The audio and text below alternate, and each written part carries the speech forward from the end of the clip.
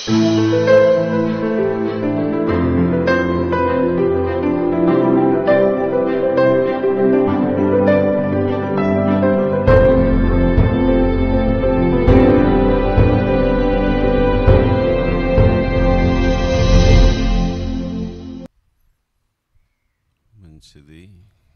కూడికలలో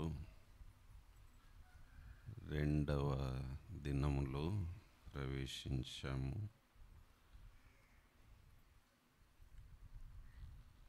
ఈ కూడికలలో ఒక అంశమును మనం ధ్యానం చేస్తూ ఉన్నాము.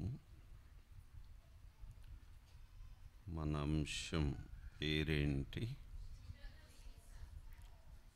చింతకు చికిత్స.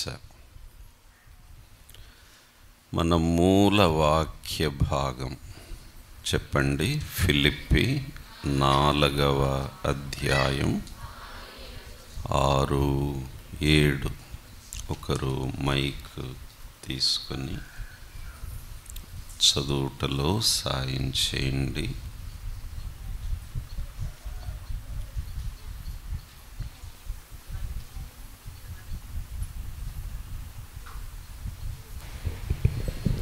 దేనిని గూర్చియు చింతపడకుడి గాని ప్రతి విషయంలోనూ ప్రార్థనా విజ్ఞాపనముల చేత కృతజ్ఞతాపూర్వకముగా మీ విన్నపములు దేవునికి తెలియజేయుడి. అప్పుడు సమస్త జ్ఞానమునకు మించిన దేవుని సమాధానము యేసుక్రీస్తు వలన మీ హృదయములకును మీ తలంపులకును కావలియుండును. మంచిది. చింతకు చికిత్స ఉంది. మన దగ్గర చింత ఉంది, దేవుని దగ్గర ఏముంది? చింత ఉంది, చికిత్స ఉంది.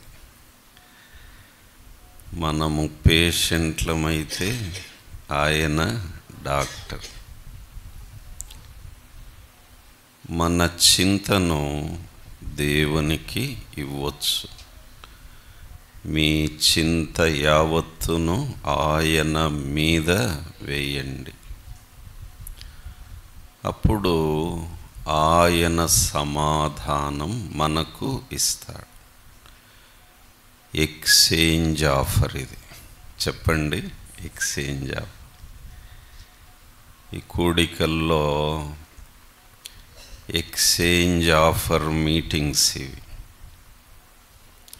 మీ చింత తీసుకొని రండి, నా సమాధానం తీసుకొని వెళ్ళండి. హల్లెలూయా. అయితే మన చింత ఆయనకి ఇవ్వాలన్నా, ఆయన సమాధానం మనకు రావాలన్నా దానికి ఒక ఛానల్ ఏంటంటే ప్రార్థన. చెప్పండి, ప్రార్థన. కనుక మనము చింత లేని జీవులుగా బ్రతకొచ్చు. చింత లేని జీవులుగా బ్రతకొచ్చు. ఒక పాటలో నేను కూడా వింటున్నాను. నీ చెంత చేరే వరకు, 3వ పాట, నీ కృపాతిశయమును అనునిత్యం అంటూ ఆ చివరి లైను పల్లవిలో, నా తుది శ్వాస వరకు నీ చెంత చేరే వరకు. ఆ మాట నేను వింటుండగా ఇట్లా అనుకున్నాను, నీ చెంత చేరే వరకు నేను చింత లేకుండా ఉంటాను. చెంత చేరే వరకు చింత లేకుండా బ్రతుకుతాను. హల్లెలూయా, హల్లెలూయా. ఇక ఆయన దగ్గరకు చేరితే యుగ యుగాలు నిశ్చింతగా ఉండొచ్చు, చింత లేకుండా బ్రతకొచ్చు. ఎంత భాగ్యం! పరలోకములోనే కాదు, ఈ లోకములోనే పరలోకపు రుచిని అనుభవించాలని ప్రభు తన సమాధానమును మనకు పంపుతూ ఉన్నాడు. కనుక నీవు నేను సమాధానంగా బ్రతకగలము. Peaceful మ్యాన్గా, peaceful ఉమన్గా బ్రతకొచ్చు. ఇంకా చెప్పాలంటే శాంతయ్యగా, శాంతమ్మగా నువ్వు బ్రతకొచ్చు, నేను బ్రతకొచ్చు. మనకంత భాగ్యం యేసు ప్రభువులో ఉంది. మంచిది.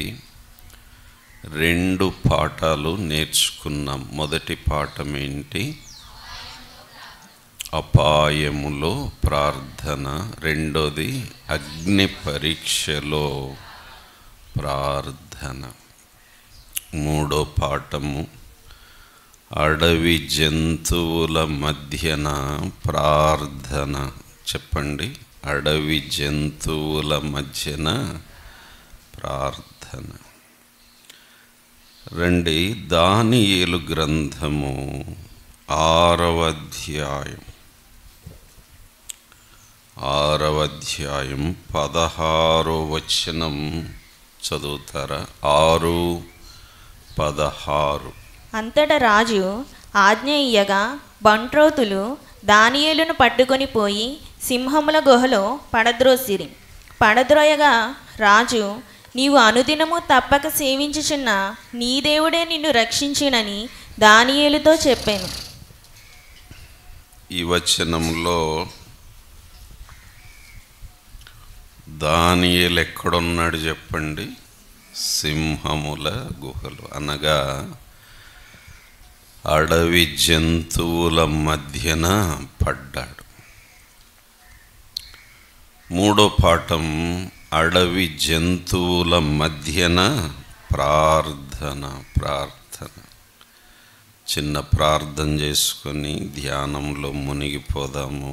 ప్రార్థన. పరిశుద్ధుడా, స్తోత్రాలు తండ్రి, స్తుతులు.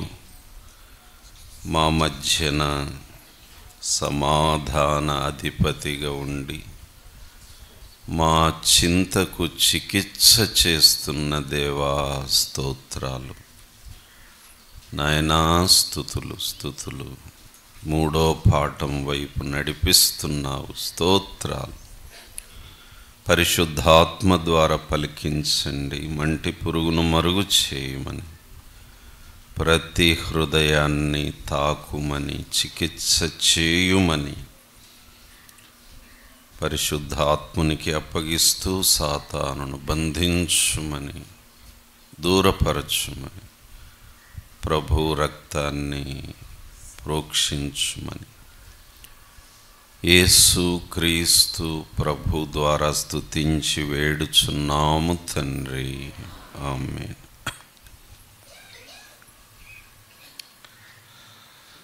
దానియేలు గ్రంథం 6వ అధ్యాయములోని అనుభవము చాలామంది తమ పాటల్లో ఒక చరణమైన అలాగా పొందుపరుస్తూ ఉంటారు. అయితే పాటలు రాసేవారు నేను గమనిస్తూ ఉంటాను, ఆ వచనాలు ఈ దానియేలు అనుభవాన్ని ఏదో ఒక వచనంలో పొందుపరిచేటప్పుడు వాళ్ళు చేసే పొరపాటు ఏంటంటే, ఒకటి సింహపు బోనులో దానియేలు అని రాస్తుంటారు. ఏంటంట అది కరెక్టా చెప్పండి? దానియేలు సింహపు బోనులో పడ్డాడా, గుహలో పడ్డాడా? బోనుకు గుహకు తేడా లేదా? సర్కస్లో సింహాన్ని ఎందులో పెడతారు? బోనులో పెడతారు. కనుక పాటలు రాసేవారు కొంచెం ఇది గమనిక పెట్టుకోవాలి, అలవాటులో పొరపాటు. అందుకే నేను మా సంఘంలో పాడించేటప్పుడు అది చూస్తే పొరపాటు ఉంటే, అరే బాబు బోను కాదురా గుహ అని పాడండి అని చెప్తూ ఉంటాను. చెప్పండి, గుహనా బోనా? అందుకే పాటలు రాసేవారు 1-2 సార్లు చెక్ చేసుకోవాలి, రీచెక్ చేసుకోవాలి. ఎవరో పెద్ద ఆయన బోన్ అని రాసి ఉంటాడు, ఇంక అదే పట్టుకొని బోను బోన్ అనుకుంటా పాటల్లో. కనుక పొరపాట్లు జాగ్రత్త. మొత్తానికి పెద్ద ఆయన దానియేలు ఎక్కడ పడ్డాడో, బోనా? మళ్ళీ అదే అలవాటు అయిపోయింది, రికార్డు నొక్కినట్టు నొక్కి. ప్రియులారా, సింహాసనం మీద నుండి సింహముల గుహలోకి పరిస్థితి చూడండి ఎలా మారిందో, పరిస్థితి ఎలా తల్లకిందులైందో చూడండి. ఎంత ఆశ్చర్యం! ఒక ప్రధానమంత్రిని పట్టుకొని సింహముల గుహలో పడద్రోసిరి అని ఉంది. పడద్రోసిరి. ఎంత మర్యాద లేకుండా! ఒక ప్రైమ్ మినిస్టర్, ఆయన మామూలోడు కాదు. బబులోను మహాసామ్రాజ్యములో నంబర్ 2 ఎవరంటే దానియేలు. కొంచెం సౌండ్ అడ్జస్ట్ చేయొచ్చు, రఫ్గా వస్తుంది. నంబర్ 2 ఎవరమ్మా? దానియేలును పట్టుకొని సింహముల గుహలో పడద్రోశారు. సింహముల మధ్య దానియేలు. ఎంత చింత ఉంటుంది, ఎంత భయం ఉంటుంది, ఎంత ఆందోళన, ఎంత వ్యాకులత, ఎంత విచారము. అయితే దానియేలు సింహముల గుహలో పడిన వెంటనే మోకాళ్ళ మీదికి వెళ్ళిపోయాడు. అంతఃపురములో ఉన్న ప్రార్థనే, ఆఫీసులో ఉన్న ప్రార్థనే, సింహముల గుహలో ఉన్న ప్రార్థనే. స్థలాలు మారుతుంటాయి కానీ ప్రార్థన అనుభవం మారదు. కనుక wherever you are, keep praying. అంతే.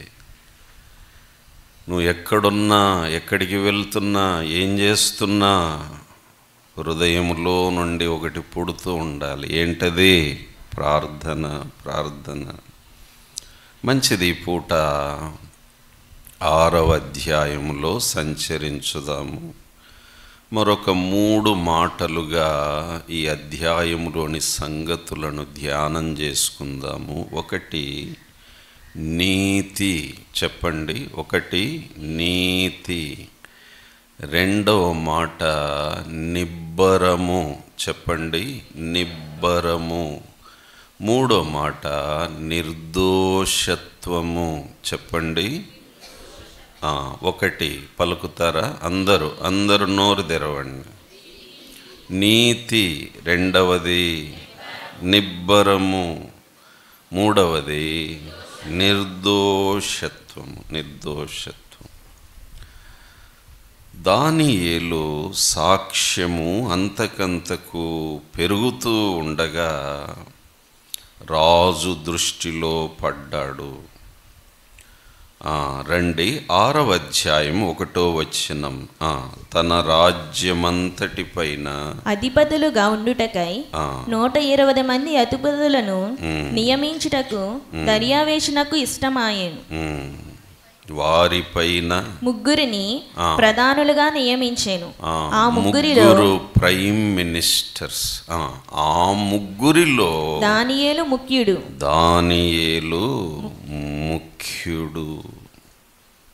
ఇప్పుడు చూడండి, 120 మంది ఉన్నారు సంస్థానాధిపతులు, లేదా గవర్నర్స్ అందాం, చీఫ్ మినిస్టర్స్ అందాము.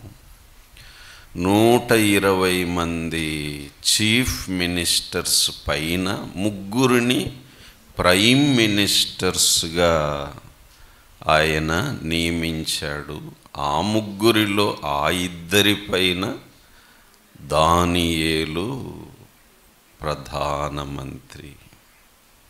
ఇప్పుడు ప్రాబ్లం ఏంటంటే ఈ 120 మందికి ఆ పైనున్న 2 కంటే పైన దానియేలు కనుక వీళ్ళంతా దానియేలుని ఎట్లా చూస్తున్నారు? ఇలా చూస్తున్నారు. అలా చూస్తూ ఉండగా కన్నెర్రగైపోయింది, కడుపు మండిపోతుంది. కన్నెర్ర, కడుపు మంట. చూసారా?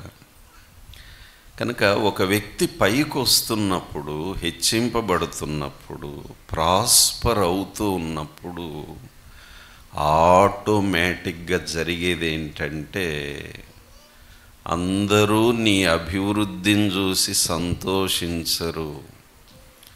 ఎవరో కొద్దిమంది అంతే నిజంగా హ్యాపీగా ఉంటారు. కానీ మెజారిటీ నీ అభివృద్ధిని చూసి లోపల అసూయ పడుతూ ఉంటారు, కన్నెర్ర చేస్తూ ఉంటారు, కడుపు మండి పోతూ ఉంటుంది. అలాగే పాత నిబంధనలోనే ఇస్సాకు ఆ దేశములో అభివృద్ధి చెందుతూ ఉన్నప్పుడు ఆ దేశస్థులు ఇస్సాకును చూచి అసూయపడ్డారు, భయపడి పోయారు. ఇస్సాకు తవ్వించిన బావులను పూడ్చి వేశారు. మమ్మును విడిచిపో అని కూడా అన్నారు. మేము తట్టుకోలేము నీ అభివృద్ధి చూస్తూ ఉంటే. కనుక మనం పైకి వస్తే అసూయ పడే వాళ్ళు ఎక్కువ ఉంటారు, జాగ్రత్త. అలాగే మనకంటే ఎవరైనా పైకి వెళ్తుంటే నీవు కానీ నేను కానీ కన్నెర్ర చేయకూడదు, కడుపు మంట ఉండకూడదు. ప్రభువా, నాకు ఈ స్థితి ఇచ్చావు, స్థానం ఇచ్చావు, నీ కృప నాకు చాలు. హల్లెలూయా. కానీ వీళ్ళకు నిద్ర పట్టడం లేదు, వీళ్ళకు నిద్ర పట్టడం లేదు. ఎందుకని దానియేలుకు అంత ఉన్నత స్థానం ఇచ్చాడు రాజు దేవుణ్ణి బట్టి అంటే సాక్ష్యము, దానియేలు నమ్మకస్తుడు. చెప్పండి, దానియేలు నమ్మకస్తుడు. రండి, 4వ వచనం. అందుక ప్రధానులను అధిపతులను రాజ్య పరిపాలన విషయములో దానియేలు మీద ఏదైనా ఒక నింద మోపవలెనని ఉండి తగిన హేతువు కనిపెట్టుచుండిరి. సీసీ కెమెరాలు పెట్టినారు. ఇక దానియేలు కూర్చుంటే, లేస్తే, కదిలితే నిఘా నేత్రం కిందికి వచ్చేసాడు. తరువాత దానియేలు నమ్మకస్తుడై, కానీ దానియేలు నమ్మకస్తుడై ఏ నేరమైనను ఏ తప్పైనను చేయువాడు కాడు గనుక దానియేలుతో తప్పైనను లోపమైనను కనుగొనలేకపోయిరి. ఏమి సాక్ష్యం అండి ఇది, ఏమి సాక్ష్యం. హల్లెలూయా, హల్లెలూయా. కనుక ఈ శత్రువులంతా నిఘా పెట్టారు, ట్రై చేస్తున్నారు, అన్ని రకాల స్కానింగ్లు తీస్తున్నారు, కెమెరాలు పెట్టారు, పరిశోధిస్తున్నారు, స్టింగ్ ఆపరేషన్లు చేస్తూ ఉన్నారు. కానీ ఏ తప్పైనను ఏ లోపమైనను కనుగొనలేకపోయిరి.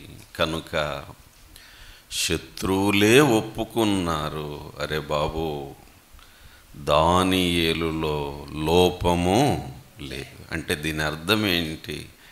He lived as a perfect man. Perfection, పరిపూర్ణమైన సాక్ష్యము కలిగి జీవిస్తున్నవాడు దానియేలు. ప్రియులారా, ఇది మనకు మాదిరి. Let us aim at perfection. Perfection వైపు ఎలా వెళ్తామంటే కరెక్షన్ ద్వారానే వెళ్ళగలము. Without correction there is no perfection. Without correction there is no perfection. మన తప్పులను దిద్దుకుంటూ మన లోపములను సవరించుకుంటూ పోతుంటే సంపూర్ణత వైపు మనము సాగిపోతాము. హల్లెలూయా. కనుక ప్రతిరోజు హోంవర్క్ చేసుకుందాం. ప్రభువా, నిన్న నా తప్పేంటి, నిన్న నా లోపమేంటి, నేను సరిచేసుకుంటాను ప్రభువా. సంపూర్ణత వైపు నేను సాగిపోతాను. కనుక దేవుని పిల్లలు క్రీస్తు సంపూర్ణతతో సమానమైన సంపూర్ణత వైపు మనం కొంచెం సౌండ్ బాబు ఇంకా కొంచెం అడ్జస్ట్ చేయండి, రీసౌండ్ వస్తుంది. క్రీస్తు సంపూర్ణతతో సమానమైన సంపూర్ణత వైపు మనము సాగిపోతూ ఉండాలి. మొదటి మాట నీతి. చెప్పండి, నీతి. కనుక దానియేలు నీతిమంతుడు. చెప్పండి, దానియేలు. శత్రువులే ఒప్పుకున్న సంగతి ఏంటంటే ఇతడు నీతిమంతుడు. క్రొత్త నిబంధనలో మంచి మాట, క్రీస్తే మన నీతి. చెప్పండి, క్రీస్తే మన నీతి. అబ్రహాము దేవుని నమ్మెను, అది అతనికి నీతిగా ఎంచబడిన. ప్రియులారా గమనించండి, నమ్ముట వలన నీతిమంతులమయ్యాము.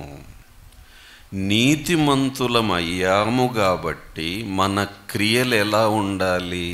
నీతి క్రియలు. హల్లెలూయా. మనము నమ్ముట వలన నీతిమంతులముగా తీర్చబడ్డాము. అంతేకాదు, యాకోబు పత్రికను బట్టి నీతి క్రియలు చేయుటను బట్టి కూడా నీతిమంతులము అనే సాక్ష్యము మనము పొందుతాం. నీతి క్రియలు చేయుటకు, సత్క్రియలు చేయుటకు ప్రభువు మనల్ని ఉచితంగా నీతిమంతులనుగా తీర్చిదిద్దాడు. నీతిమంతుడు నీతి క్రియలే చేస్తాడు. కనుక మనలో దుర్నీతి, అనీతి, స్వనీతి ఇలాంటివి ఉండకుండునుగాక. ఉండవలసిందల్లా ఒకటే, ఏంటది? దేవుని నీతి. దానియేలు దేవుని నీతిమంతుడు. చెప్పండి, దానియేలు దేవుని నీతిమంతుడు. దానియేలు నీతి ఇక్కడ కనబడుతూ ఉంది. సరే, మరి ఏం చేద్దాము అని అంటే ఇంకా అడ్మినిస్ట్రేషన్ విషయంలో ఇతన్ని మనము తప్పు పట్టలేము, కానీ ఒక్క విషయంలో ఇతన్ని చిక్కించుకోవచ్చు. ఏంటంటే భక్తి విషయంలో చిక్కించుకుందాం. భక్తి విషయంలో చిక్కించుకుందాం. 5వ వచనం చూడండి. అందుకా మనుషులు అతని దేవుని పద్ధతి విషయమందే గాని మరి ఏ విషయమందును అతనిలో లోపము కనుగొనలేమనుకునేది. అది దేవుని పద్ధతిలో, దైవ భక్తి విషయంలో మాత్రం ఇతన్ని ఏదో ఒక విధంగా చిక్కించుకుందామని ప్రయత్నం చేస్తున్నారు. ప్రియులారా, శత్రువుల ఎదుట కూడా ఇతడు పొందిన సాక్ష్యం ఏంటంటే దానియేలు నీతిమంతుడు. హల్లెలూయా. నీతిమంతుడు. కనుక వీళ్ళందరూ కలిసి ఆ 120 మంది ప్లస్ 2 ప్రధానులు అందరూ మాట్లాడుకొని కుట్రబన్ని రాజు దగ్గరకు వచ్చి రాజును బోల్తా కొట్టించారు. ఏమని అంటే 7వ వచనములో నేను చదువుతాను. ఎట్లనగా 30 దినముల వరకు నీ యొద్ద తప్ప మరి ఏ దేవుని యొద్దనైనను మానవుని యొద్దనైనను ఎవడును ఏ మనవి చేయకూడదు. ఎవడైనను చేసిన ఎడల వాడు సింహముల గుహలో పడద్రోయబడును. రాజా, ఈ ప్రకారముగా రాజు శాసనమొకటి పుట్టించి దాని మీద సంతకము చేయవలెను. ఈ రాజు కూడా బోల్తబడ్డాడు. 3వ అధ్యాయంలో నెబుకద్నెజరు బోల్తబడ్డాడు. నీదే ఒక ప్రతిమ చేయించి నీకే నమస్కారం చేయాలంటే పల్టీలు కొట్టాడు పిచ్చి మహారాజు. నెబుకద్నెజరు ఇక్కడ లేనందుకు దేవునికి స్తోత్రం. మరి ఆ ప్రతిమకు మొక్కకపోతే అగ్నిగుండంలో పడదు. ఈ శాసనం ప్రకారం ఎవడైనా నీకు తప్ప ఇంకెవరికైనా విజ్ఞాపన చేస్తే అతడు సింహముల గుహలో. ఈ రాజు కూడా ఉబ్బిపోయాడు, పొంగిపోయాడు. పొగడ్తలకు పొంగిపోతే మంచిది కాదు. ఏదైనా పొంగిందనుకోండి, ఇంక అది పాత్రలో ఉంటుందా చెప్పండి? పొంగిన పాలు పొయ్యి పాలు. ఏమ్మా, పొంగిన పాలు పొయ్యి పాలు. ఇంకా ఈ పాత్రలో ఉంటాయా? కనుక పొంగొద్దు, ఉప్పొంగొద్దు. పొంగితే పొయ్యి పాలు అయిపోతాయి, నేలపాలు అయిపోతాయి. మరీ అతిగా పొంగొద్దు. జ్ఞానము ఉప్పొంగ చేయును కానీ ప్రేమ క్షేమాభివృద్ధి కలిగించును. దేవునికి ఇస్తాం. పొంగొద్దు, ఉప్పొంగొద్దు. ఎక్కువ హైప్లోకి వెళ్ళొద్దు. కనుక రాజు పొంగిపోయినాడు. ఇక్కడ దానియేలంటే రాజుకి ఎంతో ప్రేమ, కానీ అలాంటి రాజుతోనే దానియేలును చిక్కుల్లో పడేశారు. చూసారా? ఇది దానియేలు నీతి. చెప్పండి, దానియేలు నీతి. కనుకనే నీతి కొరకు ఆకలి దప్పులు గలవారు ధన్యులు, వారు తృప్తిపరచబడుదురు. నీతి నిమిత్తము హింసింపబడువారు ధన్యులు, పరలోక రాజ్యము వారిది. ఒక నీతిమంతునిగా బ్రతకాలంటే అంత సులభమైన విషయం కాదు. ఈ లోకం బ్రతకనివ్వదు, ఉండనివ్వదు. అయినప్పటికీ నీతి విడిచి బ్రతికే కంటే నీతి కలిగి చావటం మేలు. నీతి మంతునిగా చావటం మేలు. నీతి మంతురాలిగా చావటం మేలు. మొదటి మాట నీతి, నీతి, నీతి. కనుక నీతి కోసం ఆకలి, నీతి కోసం దప్పిక, దప్పిక, దప్పిక, దప్పిక. నీతి, నీతి చిన్న విషయాల్లో, నీతి పెద్ద విషయాల్లో, నీతి, నీతి, నీతి. నీతిమంతుడు, నీతిమంతురాలు అనే సాక్ష్యం. ఇది మొదటి మాట. రెండో మాట ఏంటి? నిబ్బరము. చెప్పండి, రెండో మాట ఏంటి? నిబ్బరము. బాబా, దానియేలు నిబ్బరం చూడండి. ఇప్పుడు వస్తారా? 10వ వచనము. ఇట్టి శాసనము సంతకము చేయబడనని దానియేలు తెలుసుకొనినను అతడు తన ఇంటికి వెళ్ళి యథాప్రకారముగా అనుదినము 3 మోకాళ్ళుని తన ఇంటి పైగది కిటికీలు యెరూషలేము తట్టునకు తెరవబడి ఉండగా తన దేవునికి ప్రార్థన చేయుచు ఆయనను స్తుతించుచూ వచ్చాను. ఇట్టి శాసనము సంతకము చేయబడనని దానియేలుకు తెలిసింది. 1 నెల రోజులు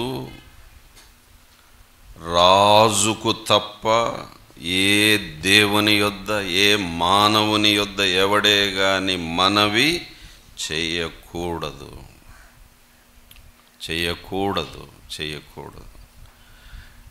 అలా చేస్తే సింహముల గుహలో పడద్రోస్తారని తెలిసి కూడా దానియేలు నిబ్బరం చూడండి.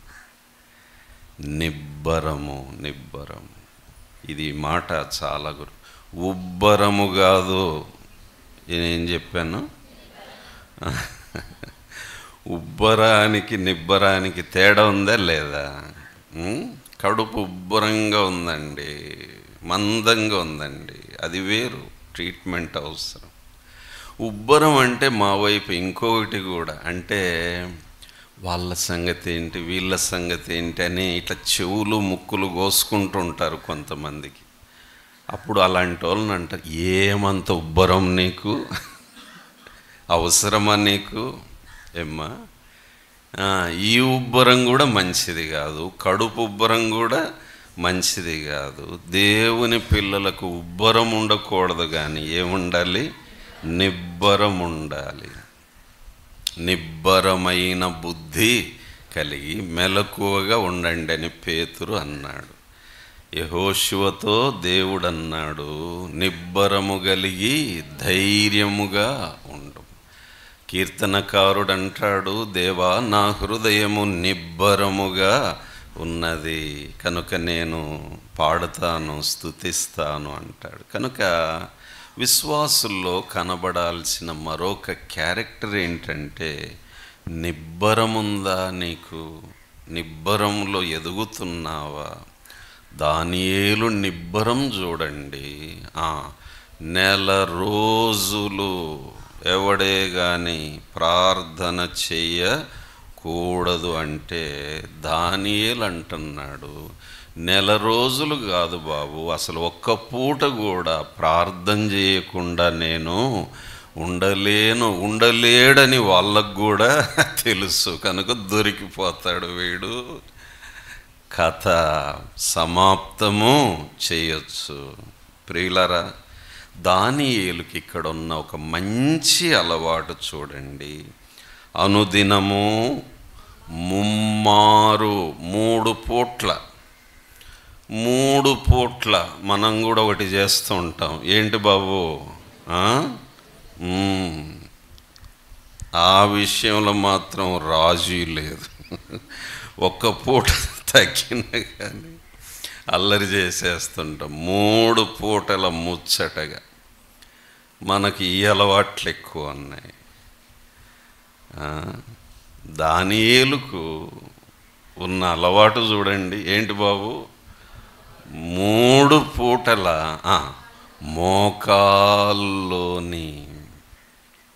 మోకాళ్ళ అనుభవము దానియేలు.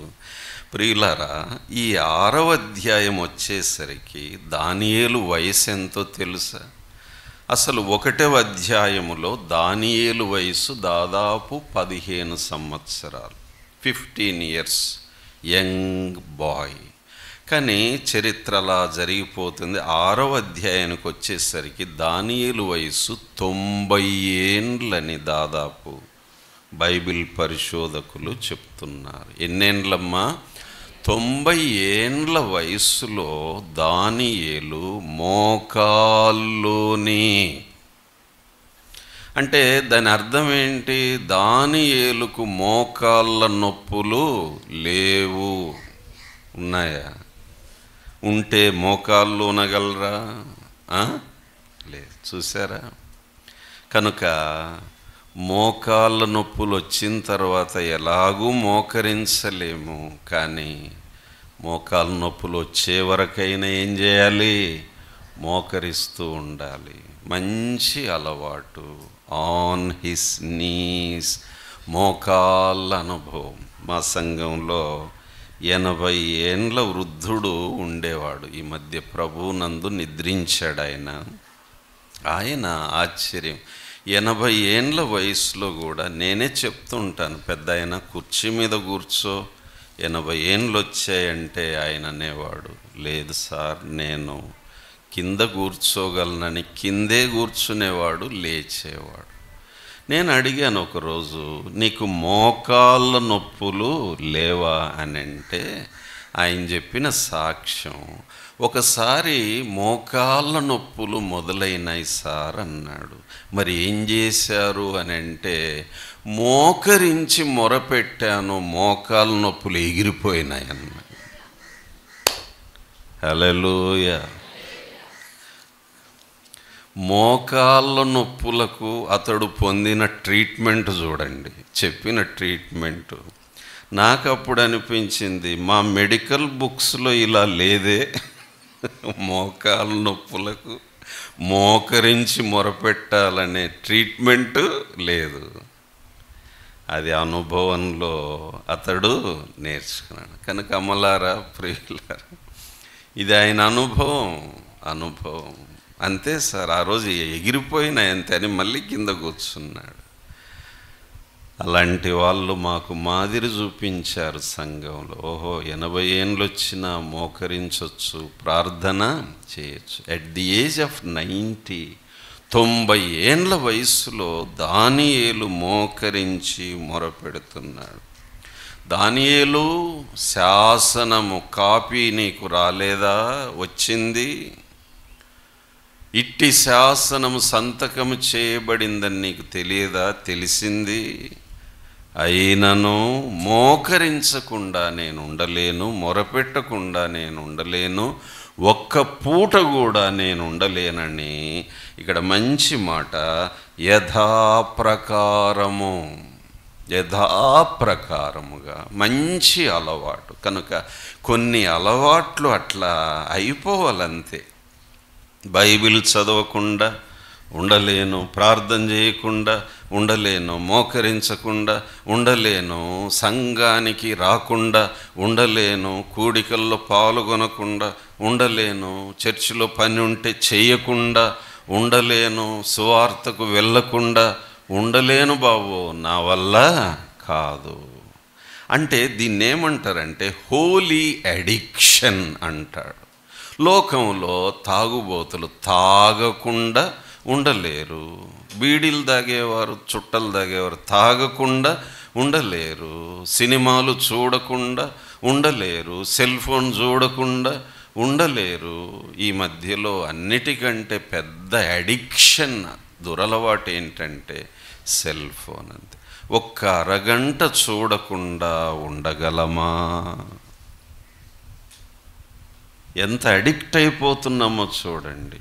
కనుక సాధ్యమైనంత తక్కువగా వాడాలి సెల్ ఫోన్. వైద్య శాస్త్రం ప్రకారం సెల్ ఫోన్ ఒక దినములో ఎంతసేపు చూడొచ్చు కంటి ఆరోగ్యం పాడుగాకుండా అంటే 90 నిమిషాల కంటే ఎక్కువ చూడకూడదు.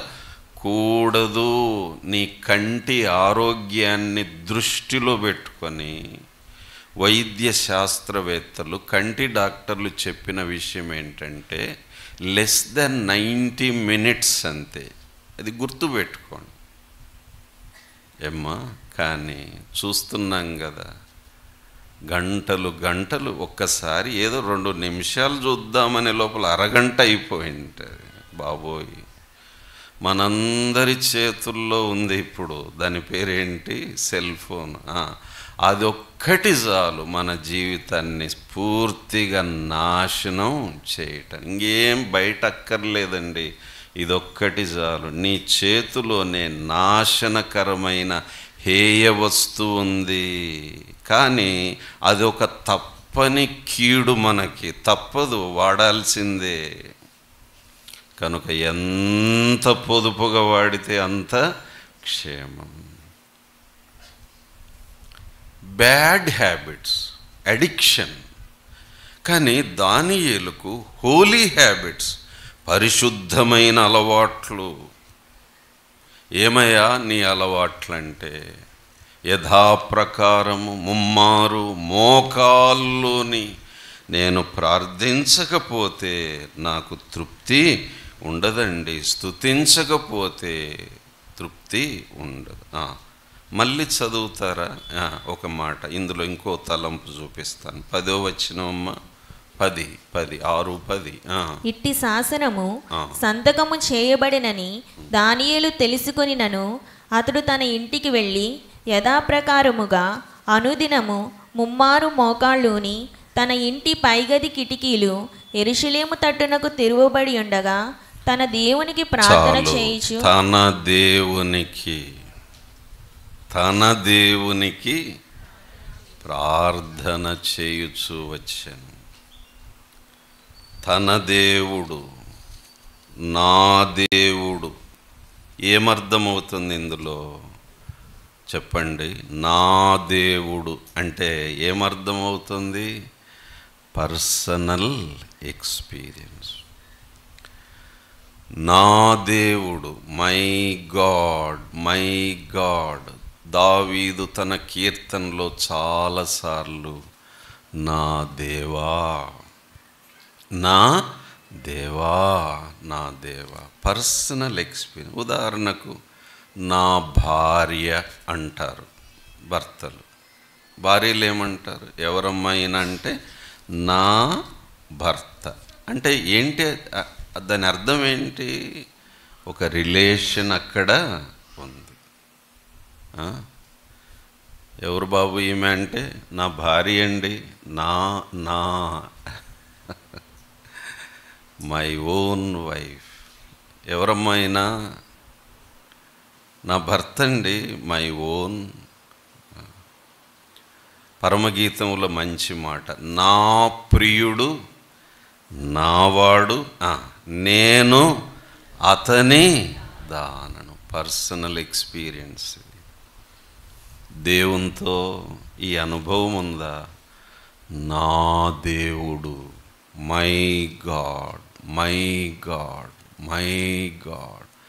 నేను నా ప్రభు, నేను నా ప్రభు. ప్రియులారా, దావీదు పలుమార్లు కీర్తనల్లో నా దేవా, నా దేవా అంటే సౌలు రాజు, మీరు ఒకవేళ గమనించుంటే చెప్పండి, ఏనాడు కూడా నా దేవుడు అనే మాట అనలేదు. నా దేవుడు అనే మాట అనలేదు. అంతేకాదు, అప్పుడప్పుడు సమూయేలుతో ఏమంటాడంటే నీ దేవుడైన యెహోవా అంటాడు. ఏమంటాడు? నీ దేవుడైన యెహోవా. నేను గమనించినంత వరకు నా దేవుడైన యెహోవా అని ఒక్కసారన్నా అన్నాడా ఇతను? అనలేదు. అంటే ఒక వ్యక్తిగత సంబంధము, సహవాసము డెవలప్ చేసుకోలేకపోయినాడు సౌలు రాజు. కనుక ప్రియులారా, అన్నిటికంటే ముఖ్యం ఏంటంటే నా దేవునితో నేను వ్యక్తిగతంగా మోస్ట్ పర్సనల్ ఎక్స్పీరియన్స్. తన దేవునికి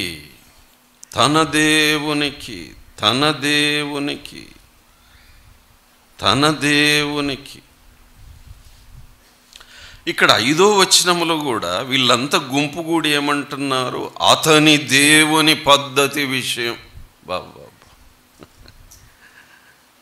అంటే శత్రువులకు కూడా అర్థమైపోయింది ఈ దానియేలు అతని దేవుడు ఎంత అతుక్కొని పోయారా వీళ్ళు, ఎంత క్లోజ్గా ఉన్నారు వీళ్ళు.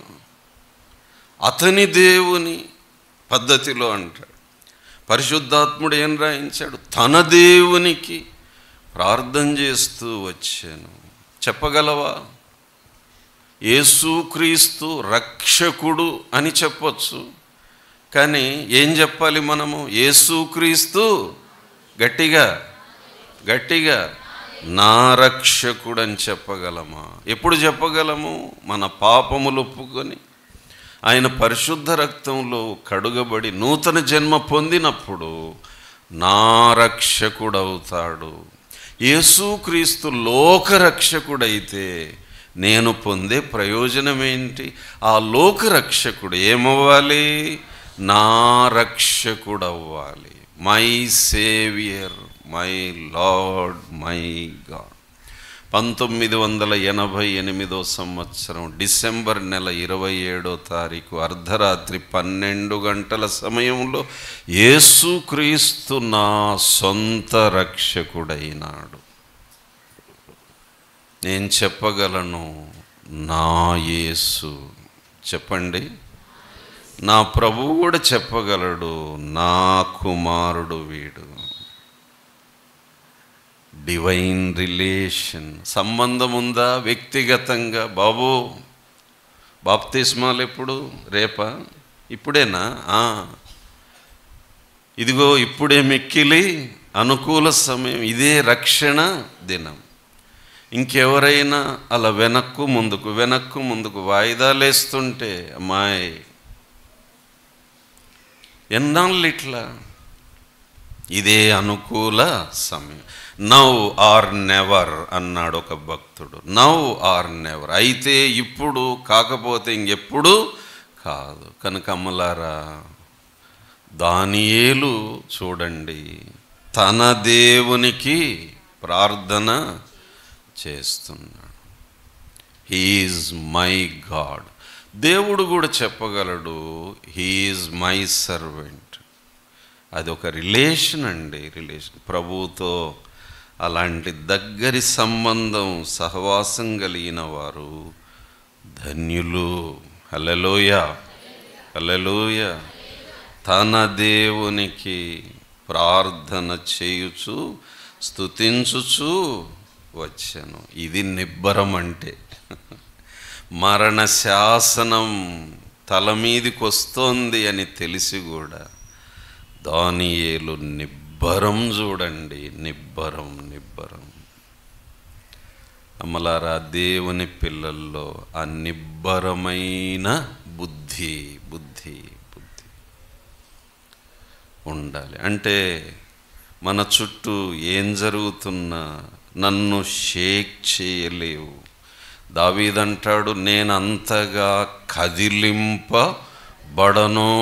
అంటే ఎలాంటి పరిస్థితుల్లోనైనా నా దేవుణ్ణి ఆధారం చేసుకొని నేను నిబ్బరముగా ఉండగలను.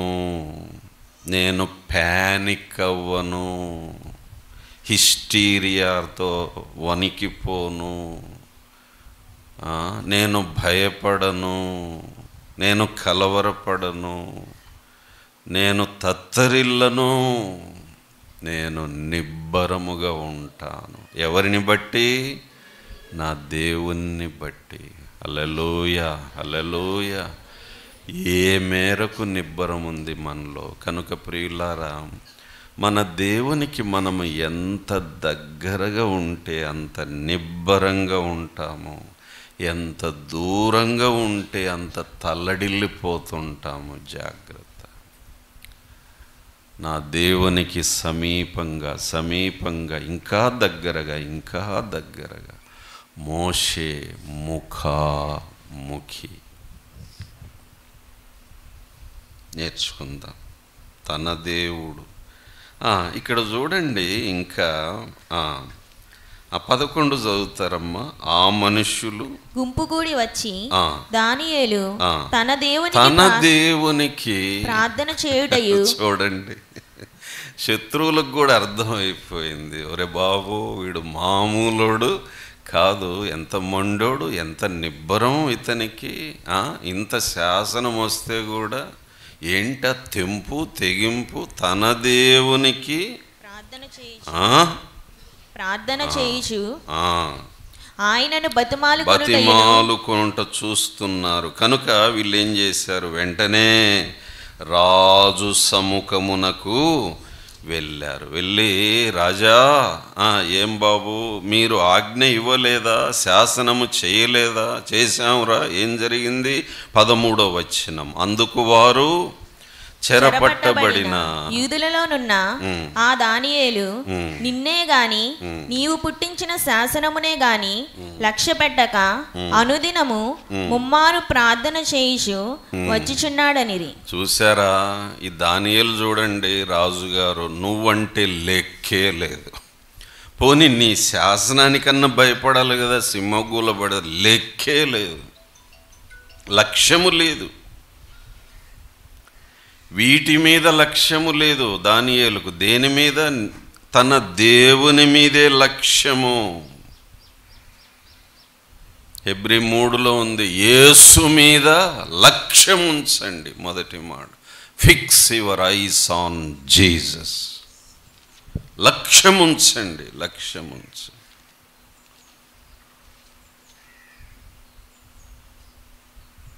రాజు ఆ మాట విని బహుగా వ్యాకుల పడి.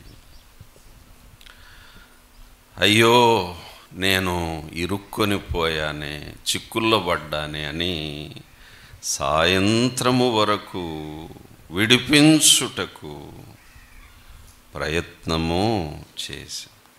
కానీ వాళ్ళు అన్నారు, రాజా నువ్వు ఆల్రెడీ సంతకం పెట్టేశావు, పెట్టిన తర్వాత శాసనాన్ని మార్చడానికి నీకు కూడా హక్కు ఉండదు. ఒకసారి సిగ్నేచర్ పడిందంటే అయిపోయింది, అయిపోయింది. ఇంత జరుగుతున్నా దానియేలు ఎట్లున్నాడు చెప్పండి బాబు, చెప్పాలి, నోరు తెరవండి. ఇంత ముప్పు వచ్చిందా నీకు? ఇంత పరిస్థితులు ఎదురైనాయా? చిన్నదానికే ఏంటి చిగురుటాకుల వణికిపోతావు నువ్వు? చిన్న విషయాన్ని తల్లడిల్లిపోతావేంటి? నిబ్బరము నిబ్బరము నిబ్బరం. తెగించినోనికి ఇంకే భయం ఉండదండి. తెగించినోనికి ఏ భయం ఉండదు. తెలుగులో ఒక సామెత ఉంది, మొండివాడు రాజు కంటే బలవంతుడంట. మొండివాడు రాజు కంటే బలవంతుడు. దానియేలు దేవుని విషయంలో మొండివాడు. దేవుని విషయాల్లో మొండితనం ఉండాలి మనకు. చిన్న చిన్న చిల్లర విషయాల్లో మొండితనము మంచిది కాదు. కొంతమంది స్త్రీలు ఎంత మొండి అంటే, చీర కొనిస్తావా లేదా, కొనిచ్చే వరకు నేను దుప్పటి కప్పుకొని పండుకుంటాను. మొండి. ఆ చైన్ చేయిస్తావా లేదా, చేయించే వరకు నేను మొండితనం. పిల్లలు బైక్ కొనిస్తావా లేదా, లేకపోతే నేను కాలేజీకి వెళ్ళను. ఇలాంటి విషయాల్లో మొండితనం. దేవుని విషయాల్లో ఏది? ఈ మధ్యన ఒక విచారకరమైన సంఘటన. ఒక కుర్రాడు ఒక ఇంట్లో వాళ్ళ డాడీని అడుగు, డాడీ పండుగ వస్తుంది, పండుగకు నాకు బైక్ కొనివ్వకపోతే నేను చస్తాను అన్నాడు. చస్తానని సీరియస్ వార్నింగ్ ఇచ్చాడు. వాళ్ళేం పెద్ద ఉన్నోళ్ళు కాదు, మామూలు కుటుంబం. సరే, కొడుకు మీద ఉన్న ప్రేమతో ఆయన 3 లక్షలు పెట్టి బైకు కొనిచ్చాంట. వాడంత డిమాండ్ చేశాడు. అది కూడా అప్పులు తెచ్చి బైకు కొనిచ్చాడు. ఏంటి, పండుగకు బైకు ఆన్ చేయకపోతే నేను చచ్చిపోతాను. నానా తిప్పలు పడి బైకు కొనిస్తే వాడేంటి, పండుగ అయిన 3వ రోజుకే ఆ బైకులో ఇంక బైక్ ఎక్కగానే పిల్లలు హీరోలాగా ఫీల్ అవుతారు. ఇక స్పీడ్గా పోతున్నాడు, యాక్సిడెంట్ అయ్యి చచ్చిపోయాడు. ఆ తండ్రి ఏడుస్తూ అన్న మాటలు, బైకు కొనివ్వకపోతే చస్తానన్నావు కదరా, బైకు కొనిచ్చాను కదా, ఎందుకు చచ్చావురా అని ఏడుస్తుంది. చూసారా తల్లిదండ్రులు ఎంత ఇరుకులో పడ్డారు చూడండి. కొనివ్వకపోతే ఒక బాధ, కొనిస్తే ఒక బాధ. ఇలాంటి విషయాల్లో మొండితనం. ఇది మంచిది కాదు. కానీ దేవుని విషయంలో మొండితనం. దానియేలు, రాజా అసలు నువ్వంటే లెక్కలేదు, నీ శాసనం అంటే కూడా లెక్కలేదు. అతడు ప్రార్థన చేయుచున్నాడు. విచిత్రం ఏంటంటే, దానియేలు ప్రార్థన పరుడని శత్రువులకు కూడా తెలుసు. ఏ మ్యాన్ ఆఫ్ ప్రేయర్. అదండి సాక్ష్యం. మన శత్రువులైన కొన్ని విషయాల్లో ఒప్పుకోక తప్పదు అన్నట్లుగా మన సాక్ష్యం ఉంటే ఎంత బాగుంటుంది. అతను మన శత్రువే, కానీ ఎంతైనా అతడు ప్రార్థన పరుడు. అతడు తన దేవుణ్ణి విడిచిపెట్టేవాడు కాదని మనకు తెలుసు కనుకని శాసనం చేయించాం చిక్కించుకుందామని. ఇన్ని ప్రతికూల పరిస్థితుల మధ్య దానియేలు నిబ్బరమైన బుద్ధి కలిగి ఉన్నాడు. హల్లెలూయా. స్తుతించుచు ప్రార్థించుచు వచ్చాను. మొదటి మాట నీతి, రెండో మాట నిబ్బరము, మూడో మాట నిర్దోషత్వము. చెప్పండి, నిర్దోషత్వం. సరే, రాజు ఆజ్ఞయ్యగా 16వ వచనం, బంట్రౌతులు దానియేలును పట్టుకొని పోయి సింహముల బోనులో పడద్రోసిరి అని ఉందా?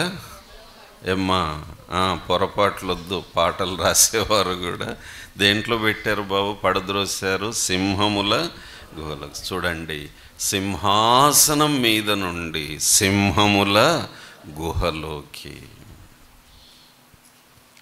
సింహాసనము నుండి సింహముల గుహలోకి. కనుక ఒక్కరోజు చాలండి పరిస్థితులు తల్లకిందులు అవ్వటానికి. ఏ రోజు ఏం జరుగుతుందో తెలియదు గనుక మనం ఎప్పుడూ ప్రభువును హత్తుకొని ఉందుముగాక. నిర్లక్ష్యమొద్దు, మందబుద్ధి వద్దు, తేలికతనమొద్దు. క్షేమకాలములో ఇంకెక్కువగా ప్రభువును హత్తుకొని బ్రతుకుదాము. పడద్రోశారు. పడద్రోస్తూ ఉండగా రాజు ఏమన్నాడో చూడండి. రాజు 16వ వచనం, నీవు అనుదినము తప్పక సేవించుచున్న నీ దేవుడే. మళ్ళా చూడండి, శత్రువులు ఏమంటున్నారు? అతని దేవుడు అంటున్నారు. పరిశుద్ధాత్ముడు ఏం రాయించాడు? తన దేవుడు అని రాయించాడు. రాజు కూడా ఏమంటున్నాడు? నీ దేవుడు దానియేలు, నీ దేవుడే నిన్ను రక్షించునని దానియేలుతో చెప్పాను. మొత్తానికి దానియేలును సింహాల గుహలో పడద్రోసి. ఇప్పుడు ఏం చేశారు? 17వ వచనం, వారు ఒక రాయి తీసుకుని వచ్చి ఆ గుహ ద్వారమున దాని మూసిరి. మరియు దానియేలును గూర్చి రాజు యొక్క తీర్మానం మారునేమో అని రాజు ముద్రను, అధికారుల ముద్రను వేసి దాన్ని ముద్రించిరి. రాయి అడ్డం దొర్లించారు, సీలేశారు, కాపలాలు పెట్టి ఉంటారు. అంత అయిపోయిన తర్వాత ఇప్పుడు చూడండి, ఎవరైతే దానియేలును కుట్రబన్ని ఇట్లా తోసేయించారో వాళ్ళందరూ ఇక బయటకు వచ్చి దానియేలు కథ అయిపోయాడు. ఇప్పుడు నెక్స్ట్ ప్రైమ్ మినిస్టర్ ఎవర్రా? మన ఇద్దరిలో దానియేలు కుర్చీ ఖాళీ అయింది, ఇంకెవర్రా అంటే అది తర్వాత మాట్లాడుకుందాం. ముందు సెలబ్రేషన్ చేసుకుందాం. ఈ రాత్రి పార్టీ. చూడండి, ఒక నీతిమంతుని సింహాల గుహలో పడద్రోసి మనోడు సింహాలకు విందవుతాడు. వాటికి పార్టీ రాత్రి, మనకు బయట పార్టీ. దానియేలు కథ అయిపోయింది. ఎన్నిసార్లు సాతాను ఒకవేళ నిన్ను బెదిరించి భయపెట్టి, రే నీ కథ అయిపోయింది, అమ్మాయి నీ కథ అయిపోయింది, you are finished, you are finished అనలేదా సాతాను? యోసేపును కూడా ఆ గుంటలో పడద్రోసి అన్నలేమనుకున్నారు? యోసేపు కథ అయిపోయింది, ముగింపుకొచ్చింది అని సంబరపడ్డారు. ఎంత దుర్మార్గులంటే యోసేపు అన్నలు. యోసేపు తెచ్చిన తిండి పదార్థాలన్నీ లాక్కొని అతన్ని కొట్టి గుంటలో పడేసి క్యారియర్ ఇప్పి బ్రహ్మాండంగా తింటున్నారు. ఎంత క్రూయల్ ఫెలోస్ అండి వీళ్ళు. అన్నో అని గుంతలో నుంచి కేకలేదు, నోర్మి బండరా వేస్తామేమనుగా, నువ్వు బయటికి రా, ఇట్లే చావు, నీళ్ళు లేదు, భోజనం లేదు, అయిపోయిందిరా యోసేపు కథ. రే కలలు కన్నావు కదా, ఇప్పుడు ఏమైతాయిరా నీ కలలు? నీకు నీ కలలకు సమాధి అంతే ఈరోజు. You are finished. యేసుక్రీస్తు ప్రభువును కూడా సిలువ వేసినప్పుడు వాళ్ళు అనుకున్నారు యు ఆర్ ఫినిష్డ్, అయిపోయింది నీ కథ. కానీ సిలువలో ప్రభు పలికిన మాట it is finished, I am finished అనలేదు, నా కథ అయిపోయింది సమాప్తమైంది అనలేదు. లేదు, సిలువ కార్యం సమాప్తమైంది, రక్షణ కార్యం సమాప్తమైంది, విమోచన కార్యం సమాప్తమైందని కేక వేసి చనిపోయాడు. ఇది మనకు ప్రోత్సాహము. హల్లెలూయా. అయిపోయిందేమో, అయిపోయింది. ఉండొచ్చు, అట్లా అనిపించవచ్చు, నా కథ అయిపోయింది ప్రభువా అని కూడా అనిపించవచ్చు. నీ ముగింపు దేవుని ప్రారంభము. Hallelujah, hallelujah. Your ending point is God's starting point. There is a new start. There is a new twist. There is a new turning point. కనుక అమ్మలారా, ప్రియులారా, కృంగిపోవద్దు. అయిపోయిందండి ఇక నా పరిస్థితి. లేదు లేదు, అక్కడ ప్రారంభం ఒకటి ఉంది, న్యూ బిగినింగ్ ఉంది. హల్లెలూయా. న్యూ బిగినింగ్ ఉందమ్మా అక్కడ.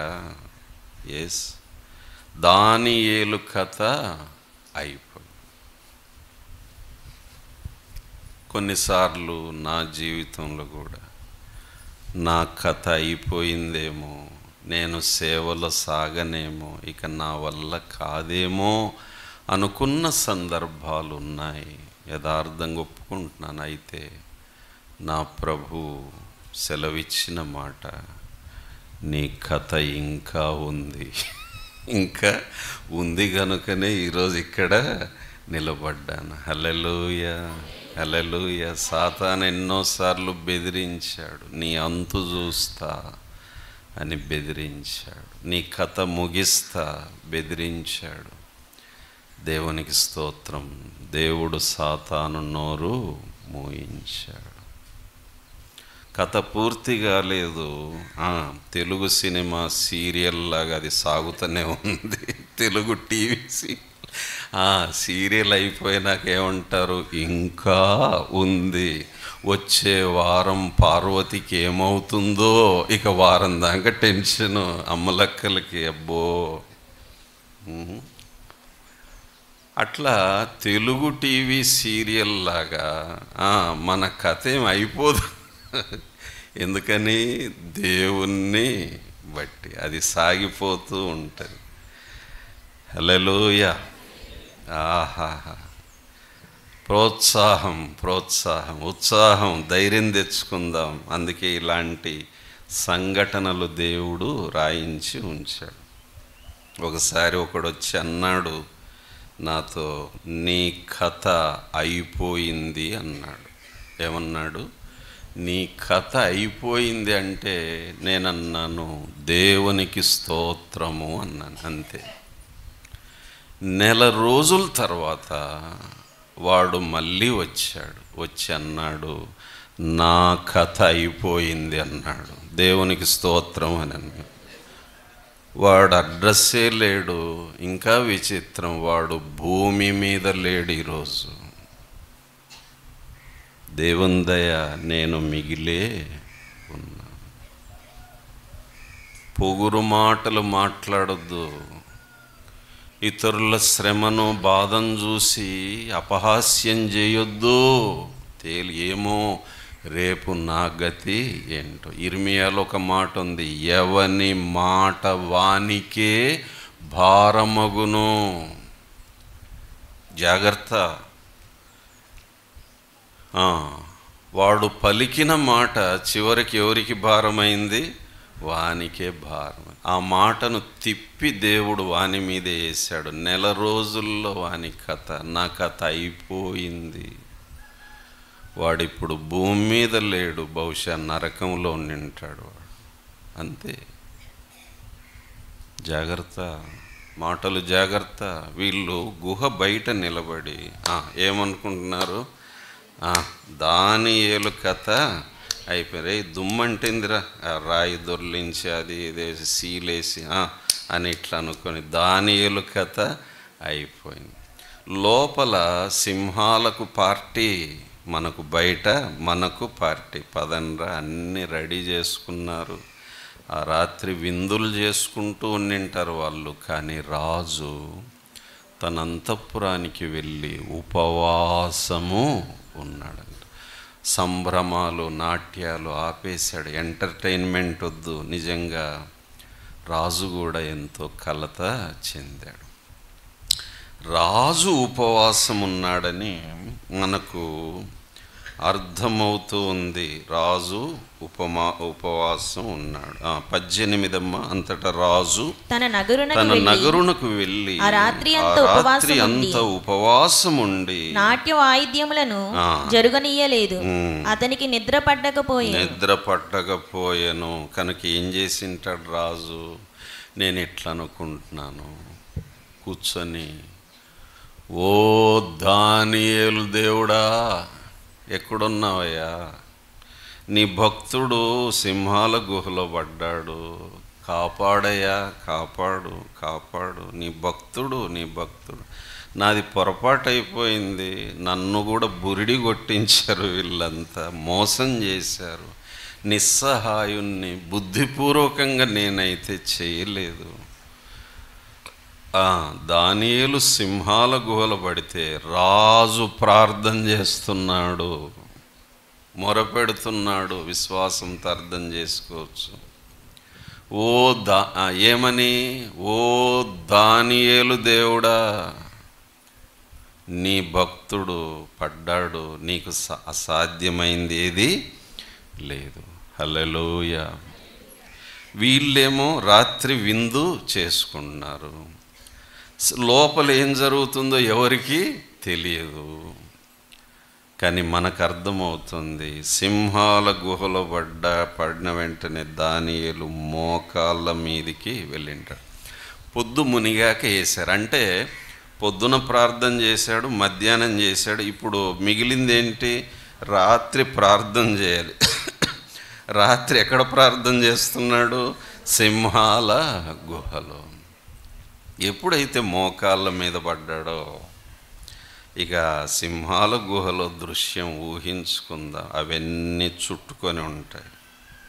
దానియేలు పడుతూనే దానియేలుతో పాటు ఒక దేవుని దూత అక్కడ ఉన్నాడు. ఎవరైనా? యేసుక్రీస్తు ప్రభు. హల్లెలూయా. అగ్నిగుండములో ప్రభు ఉన్నాడు బిడ్డలతో. సింహాల గుహలో ప్రభు ఉన్నాడు దానియేలుతో. యోసేపు జైల్లో పడితే యెహోవా అతనికి తోడై ఉండెను అంటే దేవుడు కూడా జైలుకు పోయినాడు. దేవుడు కూడా జైలుకు పోయినాడు. అంతే కదా దాని అర్థం. యోసేపు జైల్లో పడ్డాక కూడా యెహోవా అతనికి తోడై ఉండేనని ఉంది. అంటే అర్థం ఏంటి? దేవుడు కూడా జైలుకు. యోసేపు, ప్రభువా నువ్వెక్కడుంటే అక్కడ నేను ఉంటానురా. అలాగే ప్రభువా నువ్వు తోడుంటే చాలు. చెరసాలైన దేవునికి అది పరలోకం. నువ్వు తోడుంటే చాలు. అగ్నిగుండమైన అది పరలోకం. నువ్వు తోడుంటే చాలు. సింహముల గుహ అయినా అది పరలోకం. ఇక దానియేలు మీదికి వస్తూ ఉంటే ఆ దూతని, రే ఆగండి ఆగండి ఆగండి ఆగండ్రా. బహుశా ఎన్ని సింహాలు ఉన్నాయో తెలియదు, కానీ నేను అనుకుంటాను ఒక 7 సింహాలు అనుకుందాం. సైలెన్స్ సైలెన్స్, నోరుమోయ్. ఏం నోరు తెరుస్తున్నావు అంటే బహుశా అవి ఆ దూతతో అని ఉంటాయి. ఏంటి ప్రభువా, ఆకలి అవుతుంటే, మాకు అవసరానికి ఫుడ్ వస్తే మా కడుపు కొడతావా? ఇది అన్యాయం. We want justice. మాకు న్యాయం జరగాలి. అప్పుడు ఆయన, రే నేనేం అన్యాయస్తుని కాదురా. మరి ఎట్లా అంటే, మీ ముందు ఒక ఆఫర్ పెడతాను. ఏంటంటే, ఈ రాత్రి అంతా ఉపవాసం ఉండగలరా అంటే, ఉంటే రేపొద్దున్నే తెల్లవారక ముందే కొన్ని ఫ్యామిలీసే మీ దగ్గరకు వస్తాయి. ఒక్కడు కావాలన్నా కొన్ని ఫ్యామిలీస్ కావాలన్నా మీరే తెలుసుకోండి అంటే అప్పుడు ఆ ముసలి సింహం ఒక 5 నిమిషాలు కొంచెం మాట్లాడుకోవాలి మేము. సరే రే ఏంట్రా చూస్తే ముసలోడు లేత మటన్ కాదు ఇది, ముసలోడు అయినా మన ఇంతమందికి ఏం సరిపోతాడు వాడు, మరి ఏం చేద్దాం సార్ అంటే ఎలాగైనా కొన్ని గంటలు ఉపవాసం ఉందాంరా, రేపు తిన్నోడికి తిన్నంత అంటే అలాగే చెప్పు ఆయనకి అంటే అయ్యా ఉపవాసం ఉంటాము, మేము ఏం ముట్టాం, కానీ రేపు అర్లీ మార్నింగ్ మాకు న్యాయం జరగాలి. ఏం జరగాలి? సరే ఉండండి ప్రియులారా. ఆ రాత్రి అవి అలా ఉండిపోయినాయి. దానియేలు ప్రార్థన చేసుకుంటున్నాడు. బైబిల్లో ఒక మంచి మాట ఉంది, నీతిమంతులు సింహము వలె. సింహముల మధ్య మరొక సింహం పడింది, దానియేలు అనే సింహం. సింహములతో సహవాసం. సింహం సింహములతోనే సహవాసం చేస్తుంది, అవునా కాదా?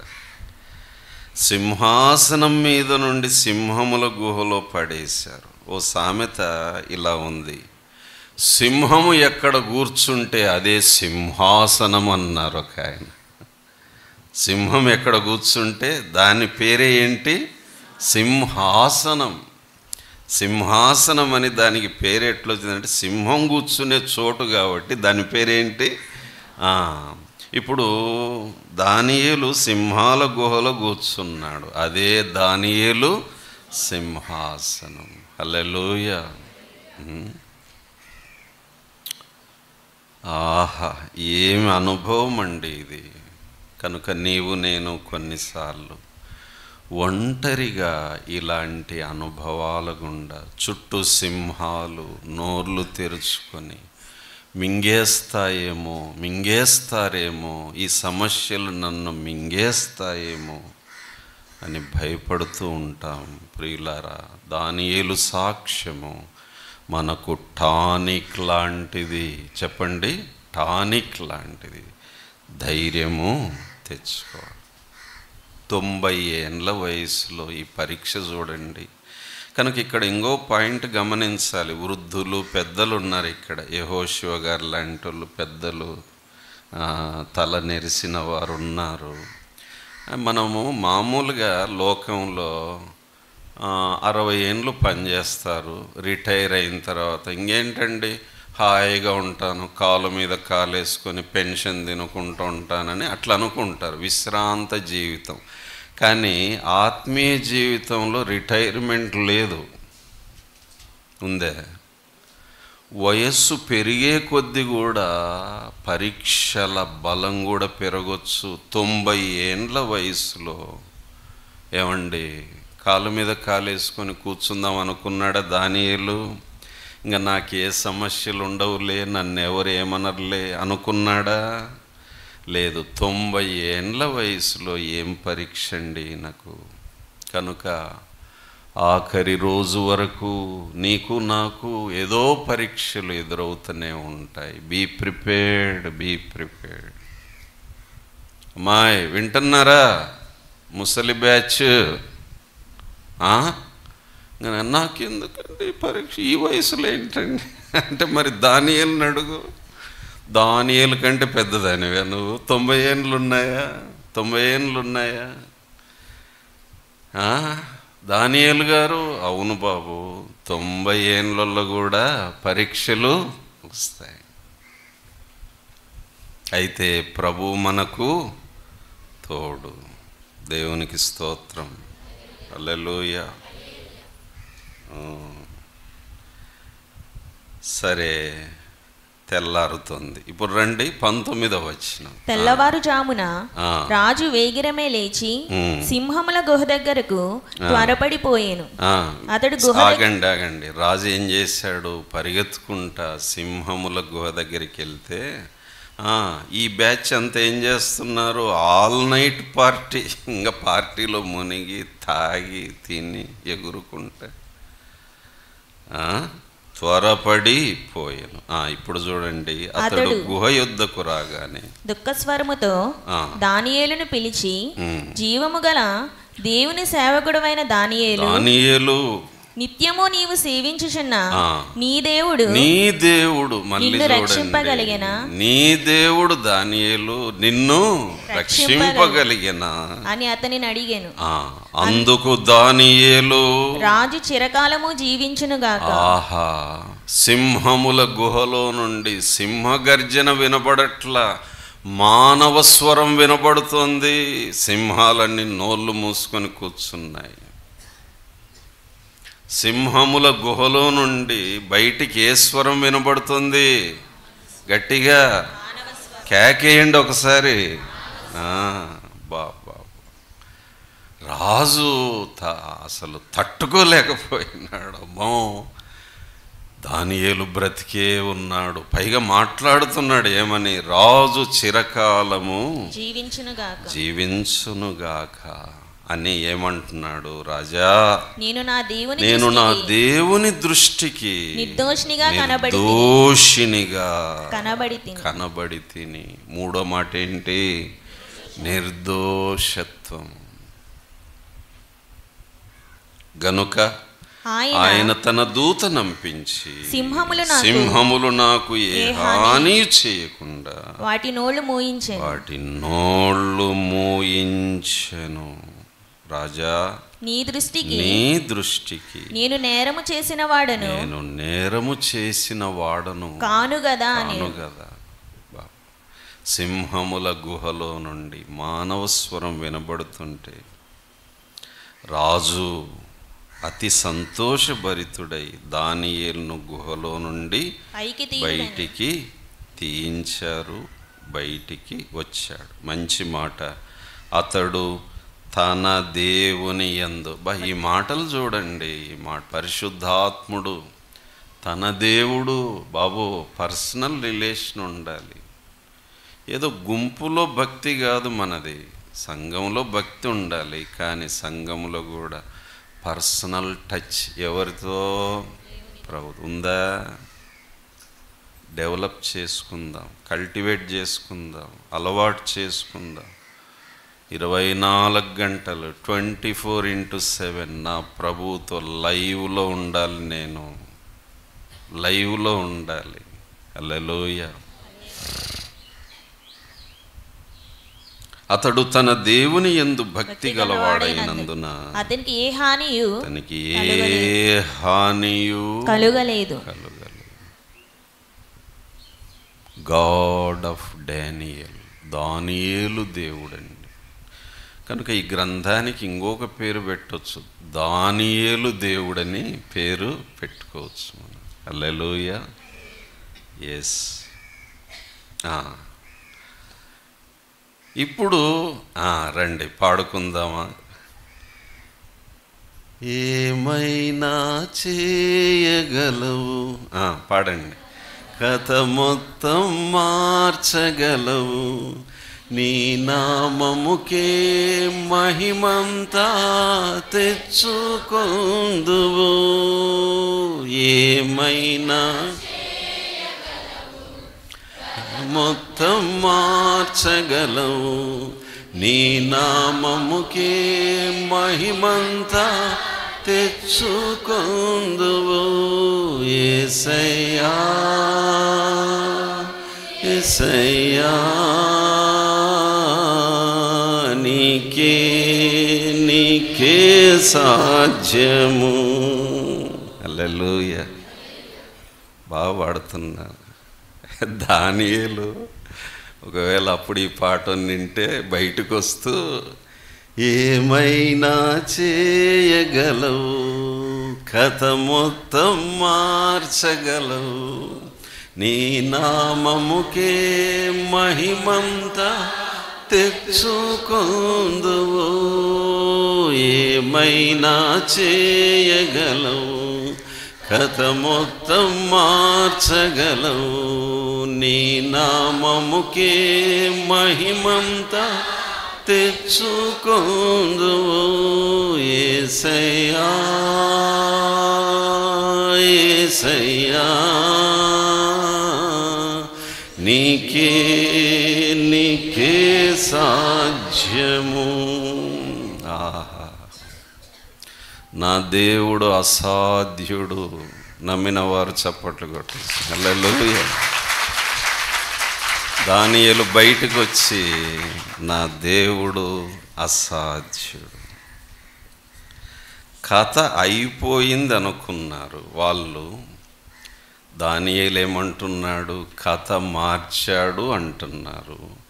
ఈ సంగతి పార్టీలో ఉన్న వాళ్ళకు తెలిసింది. అప్పుడు అనుకున్నారు, ఒరే కథ అడ్డం తిరిగింది, కథ అడ్డం తిరిగింది. ఇదేంట్రా ఇట్లా అడ్డం తిరిగింది? ఈ లోపల పోలీసు వాళ్ళు అంతా చుట్టుకున్నారు వాళ్ళని రౌండ్. ఏంట్రా మీరంతా వచ్చారంటే, మీతో పని ఉంది, రాజు రమ్మంటున్నాడు. మేము ఎక్కడికి? రాజభవనానికి. అంటే కాదు కాదు, సింహాల గుహ దగ్గర. ఎందుకు? ఎందుకురా? ఏమో నాకేం తెలుసు, రండి రమ్మంటున్నారు, రండి. పద, లెఫ్ట్ రైట్ లెఫ్ట్. సింహాలకి వచ్చి, రాజా ఏం పిలిచారంట అంటే, పని ఉందిరా. ఏంటి అంటే, దానియేలు చెప్పి ఉంటాడు, రాజా అంటే ఏం జరగబోతుందో అప్పటికి తెలియకపోవచ్చు దానియేలుకి. రాజా ఏంటంటే, రాత్రి అంతా సింహాలు ఫాస్టింగ్లో ఉన్నాయి రాజా, వాటికి ఏదన్నా కొంచెం పెట్టించండి, నన్ను ఏమని లేదంటే, దానియేలు నువ్వేం దిగులు పడొద్దు, మంచి డిన్నర్ రెడీ చేసాము, నువ్వు పక్కకు రా. వాళ్ళందరూ వచ్చి నిలబడితే రే వీళ్ళందరినీ పడేసి 24 చదువుదామా? రాజు ఆజ్ఞయ్యగా దానియేలు మీద నింద మోపిన ఆ మనుషులను వారు తోడుకొని వచ్చి సింహముల గుహలో పడద్రోసిరి. వారిని చూడండి, ఫుడ్ ఎలా ఉందో. లేత మటన్లు, ముదురు మటన్లు, ఎవరికి కావాల్సింది వాళ్ళకు. రండి, వారిని, వారి కుమారులను, వారి భార్యలను పడద్రోసిరి. వారు ఆ గుహ అడుగుకు రాక మునుపే సింహముల పాలైరి. క్యాచ్, అడుగుకు రాక ఇట్లా తోసేసరికి క్యాచ్ పట్టుకోవడం, అటు వెళ్ళడం, ఒకటి క్యాచ్ పట్టుకోవడం. సింహములు వారి ఎముకలను సైతం పగులగొరికి పొడిచెను. పగ తీర్చుట నా పని. నిజంగా దేవునికి ఎంత రోషం వచ్చిందో. ఎముకలు పగలగొరికేటట్టు దేవుడు వారిని అప్పగించాడు. జాగ్రత్త, దానియేలు లాంటి నీతిమంతునితో, నీతిమంతురాలితో ఎవరు పెట్టుకున్నా జరిగేది భయంకరంగా ఉంటాయి. Don't touch a righteous man, a righteous woman. నీతిమంతురాలి జోలికి పోవద్దు, నీతిమంతుని జోలికి పోవద్దు. వారు చూడ్డానికి సాత్వికంగా, దీనంగా, నిస్సహాయంగా కనపడొచ్చు, మౌనంగా ఉండొచ్చు, కానీ వెనకెవరున్నారు? గట్టిగా ఎవరున్నారో? బాబు, తమ్ముడు, జాగ్రత్త జాగ్రత్త. దానియేలును ముట్టారు, ఏమైపోయారు? వాళ్ళ కుటుంబాలు సర్వనాశనమైపోయింది. ఆహా, నీతిమంతుల పక్షంగా పోరాడే దేవుడు, యుద్ధం చేసే దేవుడు. యుద్ధము యెహోవాదే. ఇది మన ధైర్యం. కనుక మన దేశంలో కూడా నీతిమంతులను హింసిస్తున్నారు, బాధ పెడుతున్నారు, చంపేస్తున్నారు.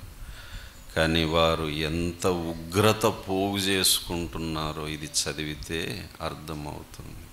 దేవుడు వారి కళ్ళు తెరుచునుగాక, వారు రక్షణ పొందుదురుగాక, వారు తీర్పును తప్పించుకుందురుగాక. మూడో మాట నిర్దోషత్వము. చెప్పండి, నిర్దోషత్వం. నిజంగా ఈ దానియేలు సాక్ష్యం నాకెంతో ఇష్టమండి. ఎందుకంటే అనేక మార్లు నన్ను బలపరిచి ధైర్యపరిచిన సాక్ష్యం. దానియేలు దేవుడే నా దేవుడు. హల్లెలూయా, హల్లెలూయా, హల్లెలూయా. ఇంత భయంకరమైన పరిస్థితిని దానియేలు ఒకే ఆయుధంతో ఎదుర్కొన్నాడు. దాని పేరేంటి? ప్రార్థన. చింతించలేదు, కానీ సింహముల గుహలో పడి ప్రార్థన చేశాడు. దేవుడు సమాధానము ఇచ్చాడు. హల్లెలూయా. చింతకు చికిత్స ఉందా లేదా? మరి తీసుకుందామా వద్దా? ఈ కూడికల్లో ట్రీట్మెంట్ ఇస్తున్నాడు ప్రభు నీకు నాకు. కనుక చింతతో వచ్చి ఉంటాము. వెళ్ళేటప్పుడు ఎలా వెళ్ళాలి చెప్పాలి. సొరకాయ ముఖం వేసుకొని వెళ్ళొద్దు. వెళ్ళేటప్పుడు ఎట్లా వెళ్ళాలి? గుమ్మడి పండు ముఖం వేసుకొని. అమ్మో ఏంటమ్మా ఇంత హ్యాపీగా ఉన్నావు, ఏంటి ముఖం విప్పారింది అంటే, నేను ట్రీట్మెంట్ తీసుకొని వచ్చాను, చింతకు చికిత్స పొందాను. హల్లెలూయా. అందుకే మన ప్రభు అయిన యేసుక్రీస్తు అన్నాడు, రేపటిని గురించి చింతించు. నీకోసం నా కోసం కలువరి శిలువలో ఆయన చింతాక్రాంతుడు అయినాడు. మన చింతలన్నీ మోసాడు. కనుక ఏ విషయంలో ఆ చింత లోపలుంచుకోవద్దు. ప్రార్థన ద్వారా ప్రభువా నీ మీద వేస్తాను, నేను నిశ్చింతగా బ్రతుకుతాను. దేవుడట్టి కృప దయచేయునుగాక. ఆమేన్. ప్రార్థన చేసుకుందాం. కళ్ళు మూసుకుందాం, ప్రార్థన చేసుకుందాం. ధైర్యం తెచ్చుకుందాం, నిబ్బరం తెచ్చుకుందాం, ప్రోత్సహింపబడదాం, సాగిపోదాం. ప్రార్థన.